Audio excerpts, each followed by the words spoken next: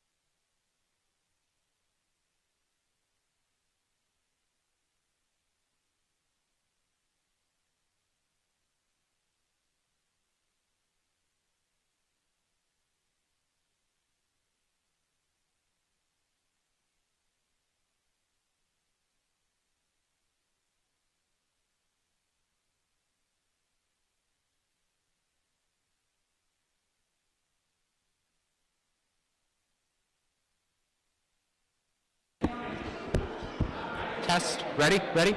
Great.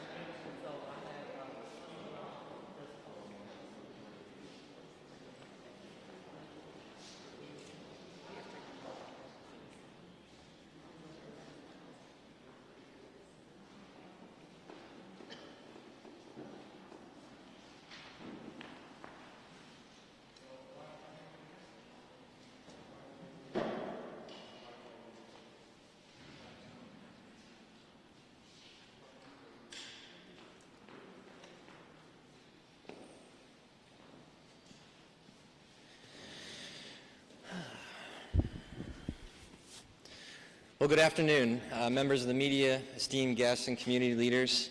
Welcome to the Marion County Public Health Department COVID-19 vaccine site on Commercial Drive. My name is Paul Babcock, and I'm the President and CEO of the Health and Hospital Corporation of Marion County.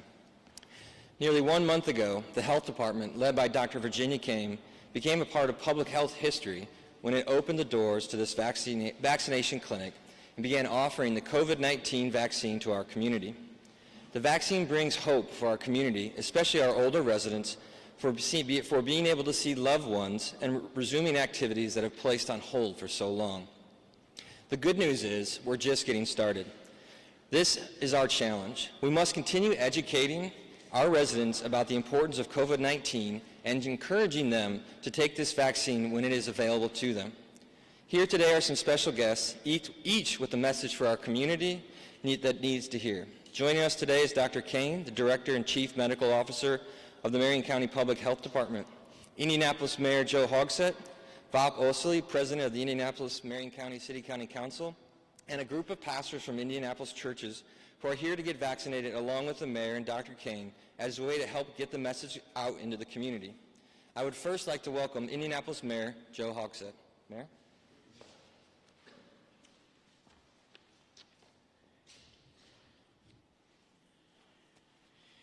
Well, thank you, Paul, Mr. President, Dr. Kane, and esteemed guests. Thank you all for being here. In fact, Dr. Kane's going to introduce you, right? And I want to thank everyone for joining us this afternoon.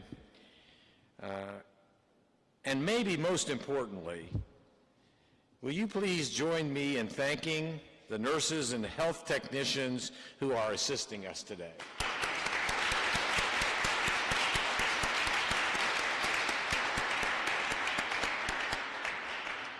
As Paul mentioned nearly 3 months ago, residents of Indianapolis since that time have been receiving safe and effective vaccines to prevent them from contracting or spreading COVID-19.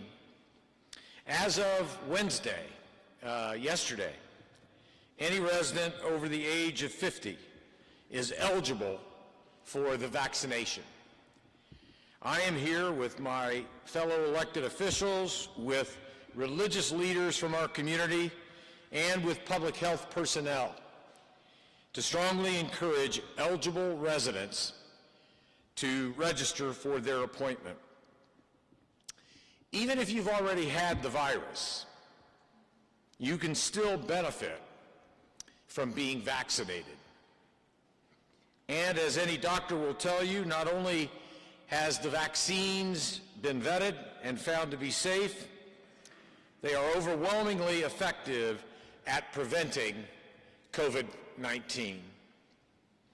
Today, yes, it's true, I'll be getting my shot. I'm age appropriate.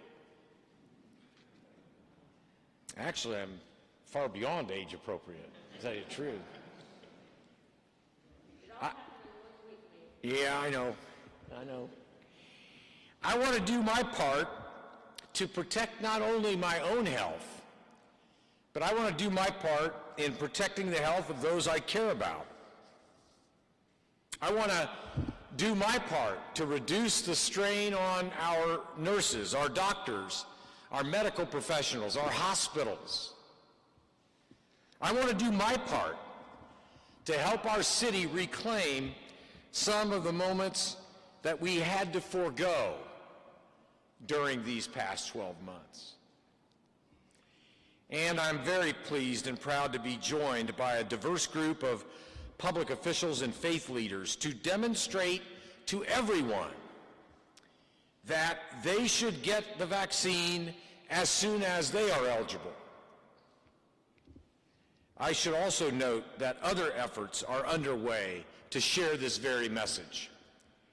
The COVID Community Ambassador Program allows any resident of our city to help spread reliable, fact-based information among personal contacts and social media.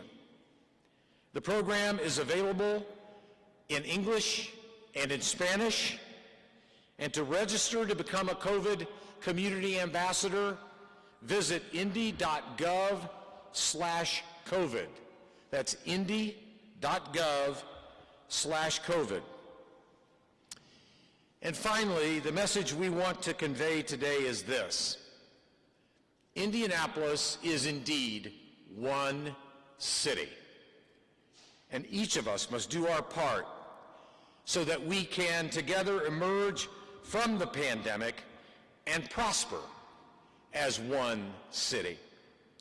So please, for your health, for the health of your friends, your family, and for your community. Get your shot. With that, I'd like to hand things over to the Director of the Marion County Department of Public Health, Dr. Virginia Kane. Doctor? All mask up.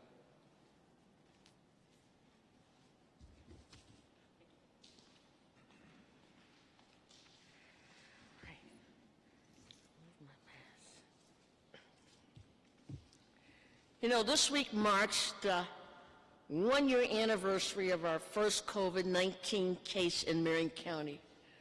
A lot has happened over the last year to combat this pandemic.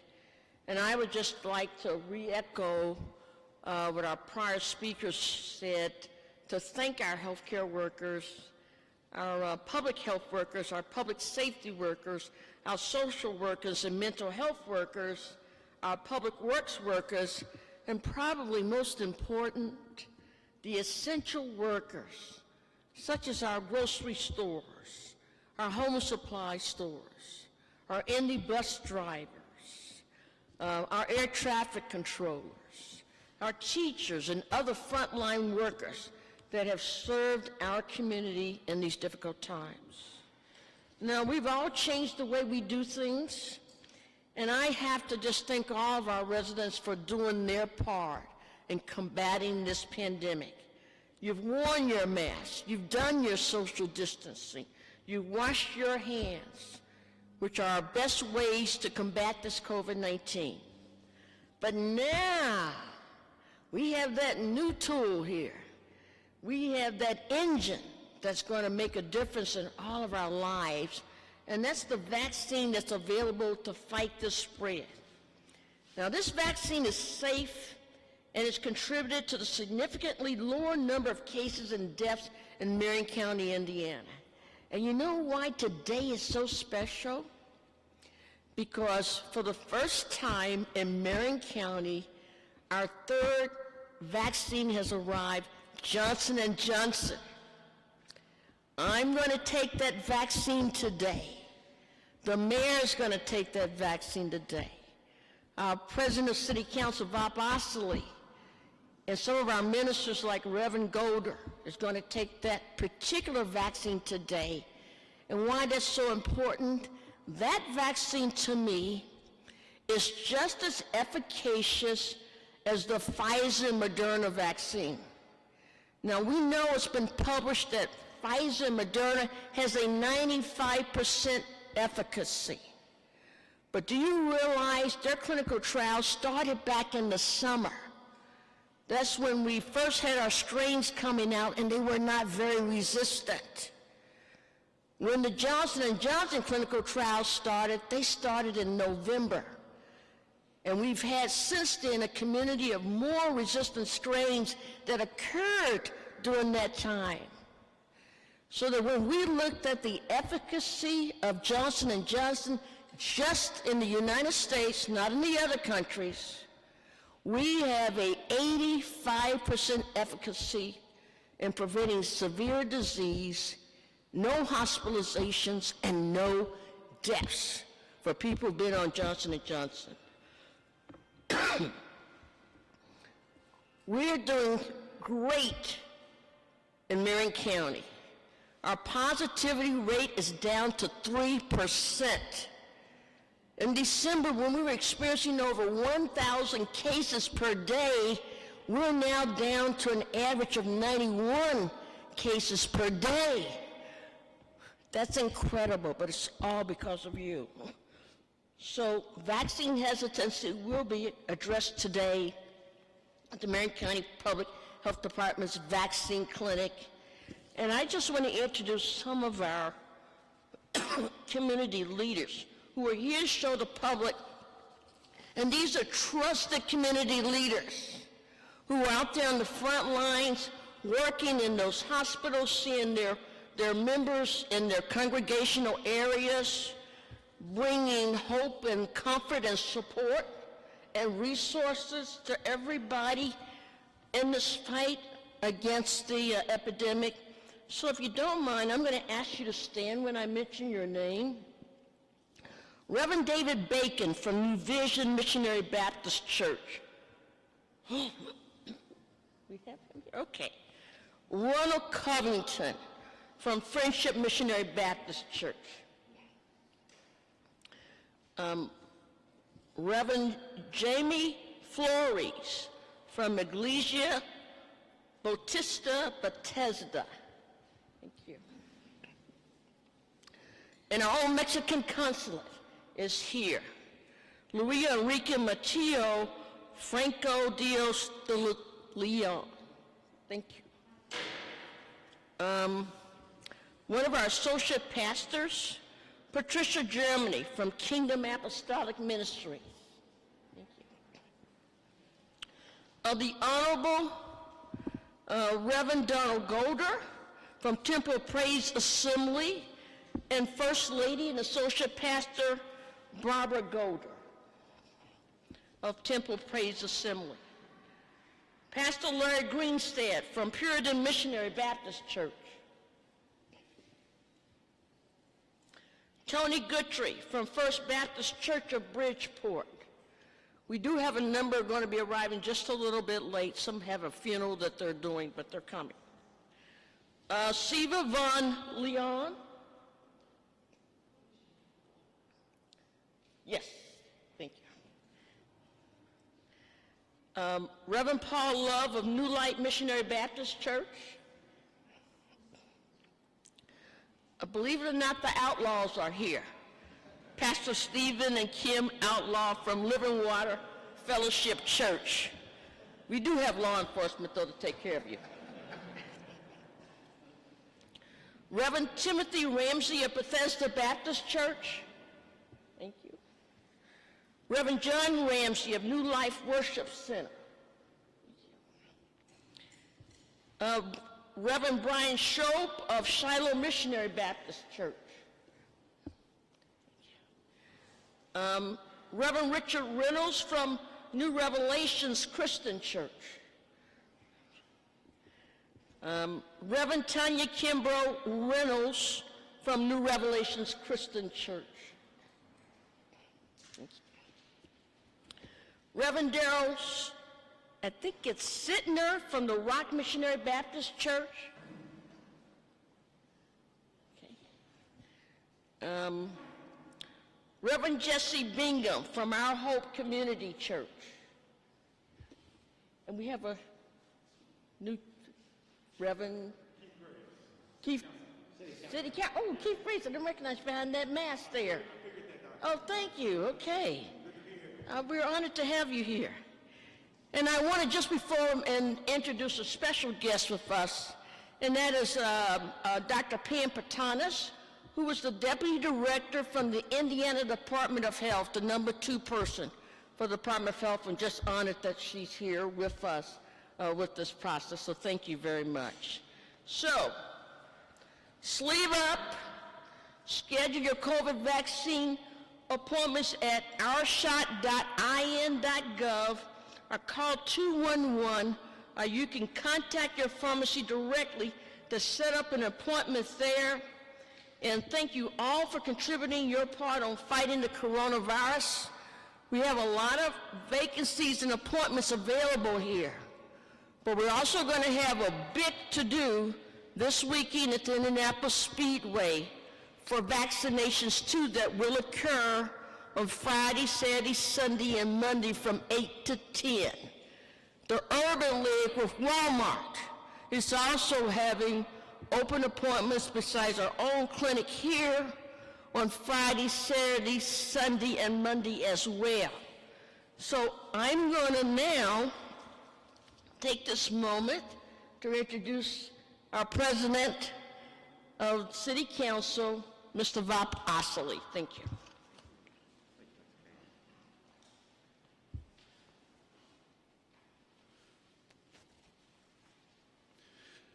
So good afternoon, and thank you, Mr. Babcock, Mr. Mayor. As the mayor did, distinguished guests. And of course, my fellow counselor, Keith Graves. And thank you for the invitation to join you here today and for your leadership throughout the COVID-19 pandemic. And my very special thanks to Dr. Virginia Kane, who has over the past year daily demonstrated that she is not only a brilliant physician, but a skilled and seemingly inexhaustible champion of our city's public health.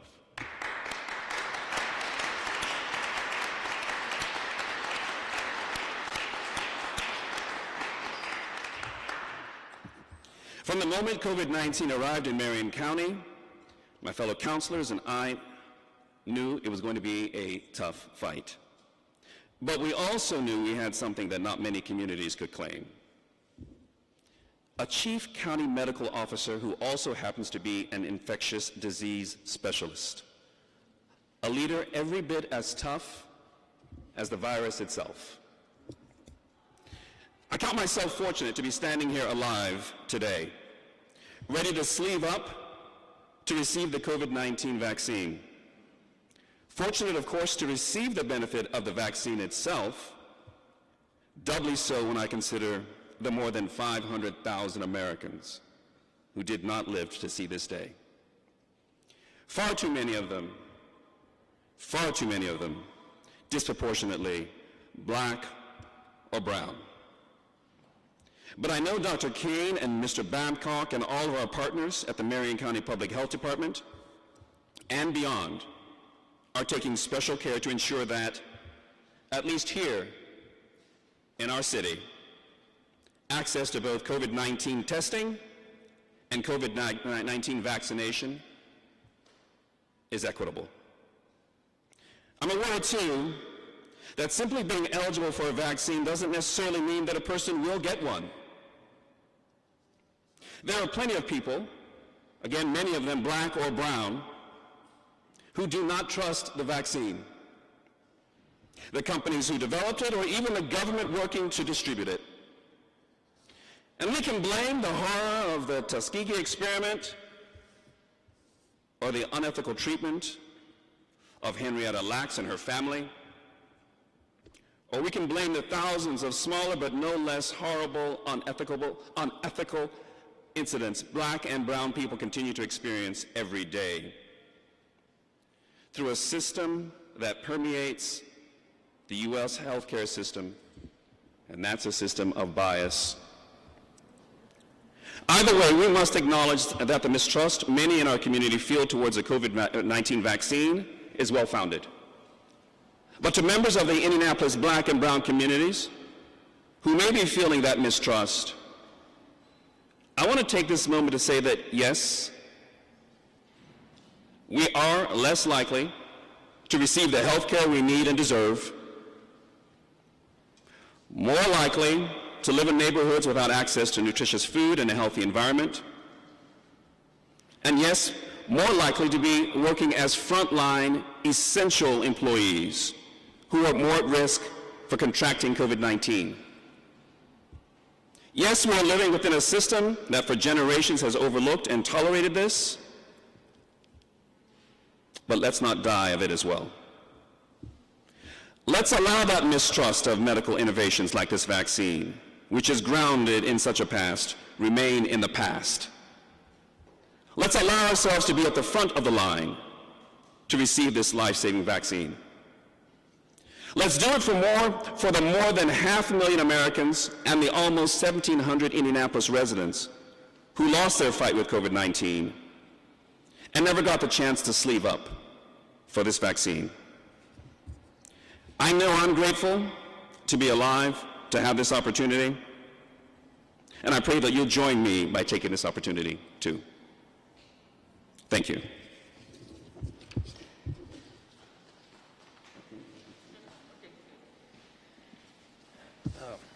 We'll now open it up for media Q&A. Any questions? Here you go.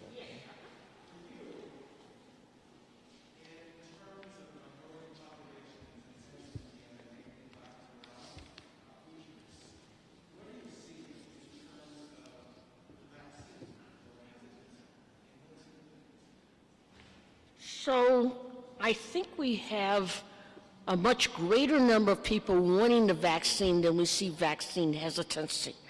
But we do see vaccine hesitancy occur, and sometimes maybe a little bit more in the younger population than our more senior populations, because, you know, a lot of them, times they think they're invincible, they don't really need any protection. And the same sometimes when we've seen patients who said, the flu, influenza. I've never been sick before, so I don't need the influenza. But I think the importance to realize about this is the number of how contagious this is. So even if not for yourself, you want to protect your loved ones, your colleagues, people that you interact with. But this one is a little bit different because it can have long-term lasting effects with COVID-19. About 5% can have like chronic fatigue syndrome. You're so exhausted you can't even do your regular job. I think I just talked to a good friend of mine, believe it or not, I'm sure you won't mind me saying this. Well, maybe he might say it, he might mind. So, but one of my ministers, really good friends, had experienced COVID-19 in December, and he's still having significant brain fog. His calculations, his memory is just not where it is, and he has to stop and think about things. And so that can last for weeks to months. You can have inflammation of your heart and develop heart failure early. So it's because of those long-term complications. When you can get a vaccine and probably only have symptoms, if you're the one that's unlucky enough to get side effects, you only have it for about 18 to 48 hours. So I'm getting my one shot today, and it's an 85% efficacy. The average flu shot has a 60 to 70% efficacy. What did I say? The average flu shot is 60 to 70% efficacy, and we had one of the lowest flu seasons in the country this year because everybody got their flu shot. And we need to get this shot before these resistant mutant strains become widespread in our community. So, but it's these trusted community leaders behind me. They're the ones who are in these same social networks. They're the ones who've been educating for years, providing resources, whether it's food pantries, helping with transportation, helping to refer them to medical care. They've been doing it for years, and we have to depend on them to help do that community outreach and education in order to make our community safe. I'll be short on my next response. Yes.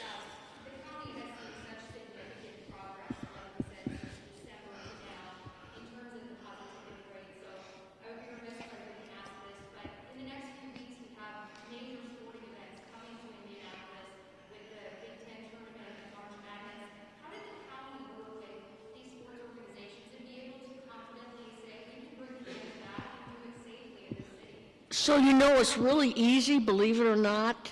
We've worked very closely with the Indiana Sports Corp, and we've worked with the Indiana Convention, our Marion County Convention Center. And so we've been having programs all along, even with our professional organizations like the Coats, where we've been at 25% capacity, and from a robust contact tracing, we didn't see any transmission, any major outbreaks related to that. So we have a lot of experience. We've had a number of basketball tournaments come into our city, and we've had capacities up to 12,500 for the Coats with no issues whatsoever. So it's a balancing act. You know, you don't want the economy to die, businesses to die. People need jobs in order to put food and utilities on the table, but we balance that with the science to say this is safe right now. When have we ever seen a 3% positivity? I think we haven't seen that since the start of the epidemic in April. when we were at 30% positivity rate. So we feel pretty good, pretty comfortable. I'm going to worry more about our residents going on spring break and going to other states and coming back. Now, don't go to those beaches now. You know, you can wait, all right? So you can enjoy yourself at home. You know, make that little mini beach in your house or in your backyard. Yes, sorry. All right, so quickly, procedurally, the mayor, Dr. Kane, and President Osley will be getting their vaccines here, and you'll see them walk out the door to go to the observation room. I will have to sit because you have to wait. And then we'll have rows. As you see, there's 4. Each row will come up and get a vaccine with our great public health nurses. And just as a point of reference, I, unfortunately, while I look old, am not old enough, Mr. Mayor, so I will not be getting the vaccine, unfortunately. Well, so with that, sir, will you come up and get your vaccine? Where do you want me? Right there, sir. Nope, doctor, you go after me. Okay.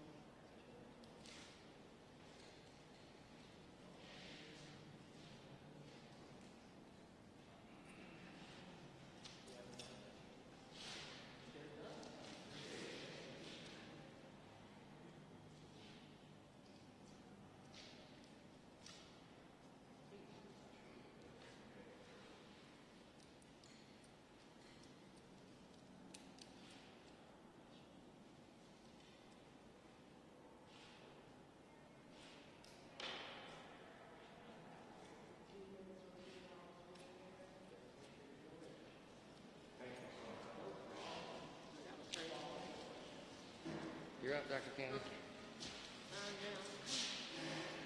Still standing.